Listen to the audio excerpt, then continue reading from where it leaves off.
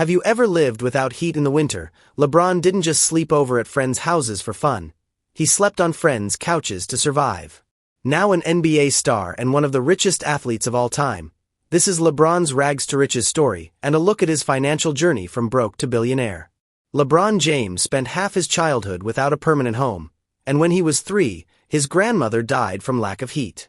Their old, dilapidated house was uninhabitable. His mother, Gloria, was forced to move with him to survive the cold. They stayed with relatives or friends for weeks at a time, and LeBron often slept on old worn-out couches. Of LeBron's 160 school days in 4th grade, he was absent for 82 days. Until one day he met Frank Walker.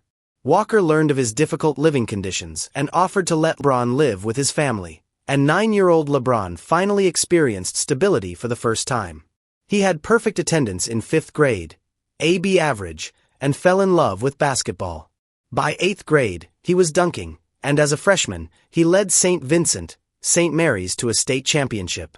As a sophomore, he averaged 25.2 points, 7.2 rebounds, 5.8 assists, and 3.8 steals per game, leading the team to another title.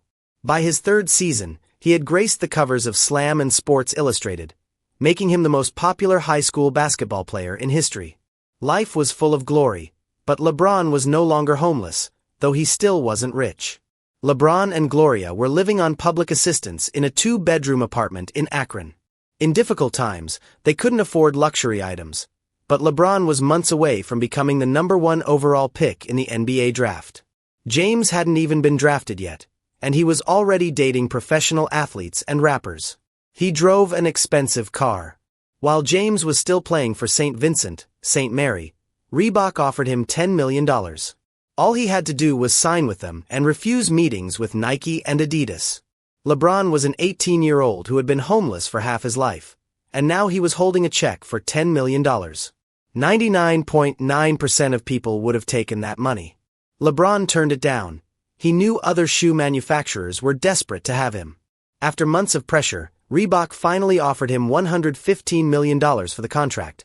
But in May 2003, LeBron signed a 7-year deal with Nike. He chose Nike, believing it was the better long-term option, even though Reebok offered $28 million more. If he had accepted the initial $10 million, Reebok would have signed him to a much smaller deal later.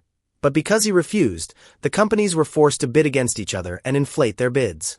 Ultimately, James signed the largest shoe deal in rookie history, even though he wasn't even technically a rookie yet, having gone undrafted. The 2003 draft took place a month later, and LeBron James was drafted 1st overall by the Cleveland Cavaliers.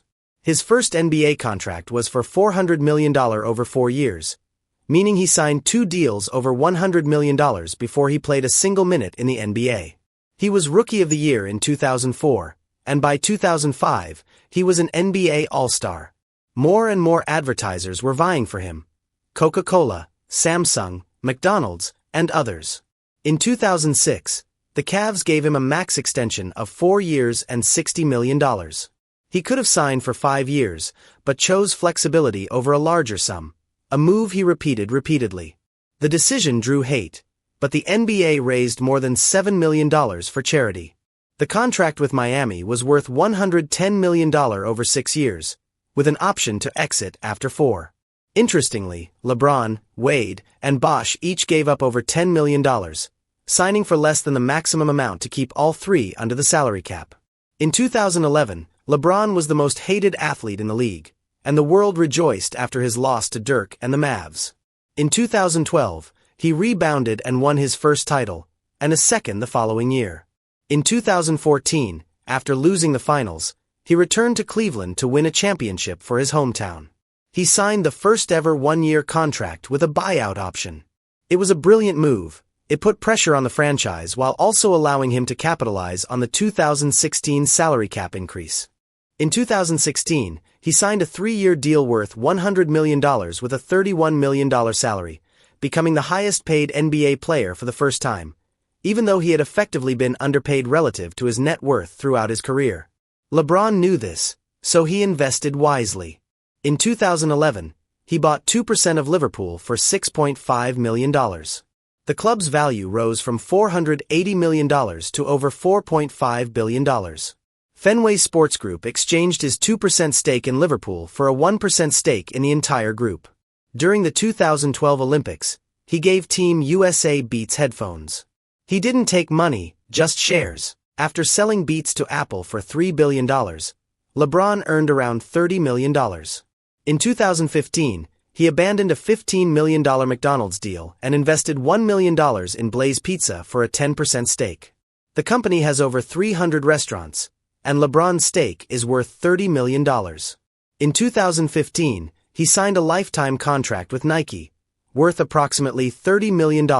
His business partner, Maverick Carter, recognized the power of his own content, so in 2014 they created the platform Uninterrupted and later Spring Hill Entertainment, which has raised over $100 million from investors and become a film powerhouse. In 2021, they sold part of Spring Hill for $725 million, with LeBron remaining the largest shareholder. In 2022, Forbes announced that LeBron had become a billionaire, the third athlete to become one after Jordan and Woods. Today, he is the NBA's all-time earnings leader, finishing the 2023 season with $435 million earned from NBA contracts alone. Since he continues to play at a 30-point-per-game average, he will likely sign another max contract.